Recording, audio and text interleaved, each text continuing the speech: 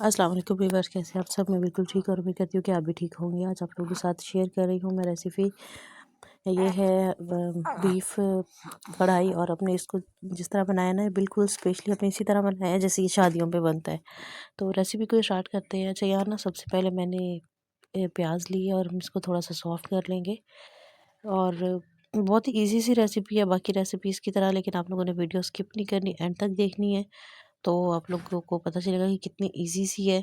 अच्छा, जैसे थोड़े से सॉफ्ट हुआ है ना प्याज, तो मैंने इसमें गोश्त डाल दिया है। और ये गोश्त जो है, ये मतलब जिसे बड़ा गोश्त कहते हैं ना, वो है। इसमें हम बस इसे अच्छे से भी हम थोड़ा सी देर भूनेंगे। तो थोड़ी देर हम इसे अच्छे से पकाएंगे, और इसके साथ ही हम इसमें पिसा हुआ अदरक लहसुन का पेस्ट ऐड कर देंगे।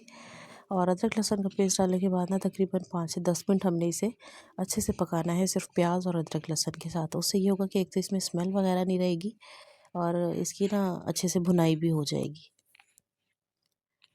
तो आप लोग मेरी वीडियो कहाँ से देख रहे हैं मुझे कमेंट में ज़रूर बताइएगा, और आप लोग किस रेसिपी से बनाते हैं मुझे ये भी ज़रूर बताइएगा। तो मेरी तो यही रेसिपी है, इसी से मैं बनाती हूँ, तो टेस्ट भी बहुत अच्छा आता है और बहुत ही अच्छी बनती है। तो बस अभी इसमें मैंने अदरक लहसुन का पेस्ट ऐड किया है, और उसके साथ ही इसे हम थोड़ी देर अच्छे से भून लेंगे, ताकि इसमें कोई स्मेल वगैरह भी ना रहे। और इसके बाद जो है, मैंने इसमें टमाटर और हरी मिर्चें डाल दी हैं।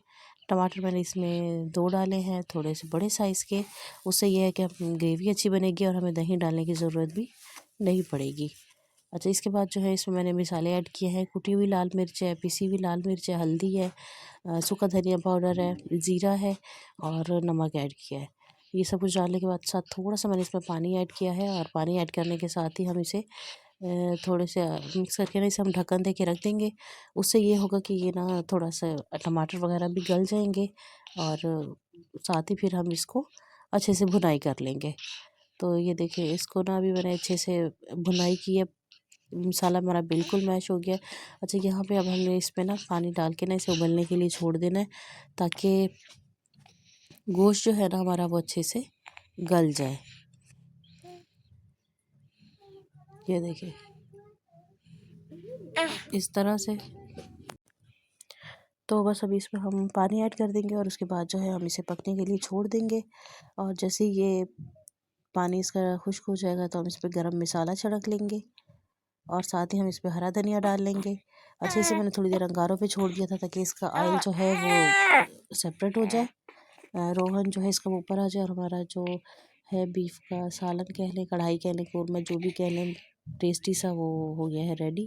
अच्छा, ये बहुत ही अच्छी रेसिपी है, बहुत ही इजी सी। तो आप लोग इस रेसिपी से बनाइएगा, तो आप लोगों के सालन भी बहुत अच्छा बनेगा, टेस्ट भी बहुत अच्छा होगा।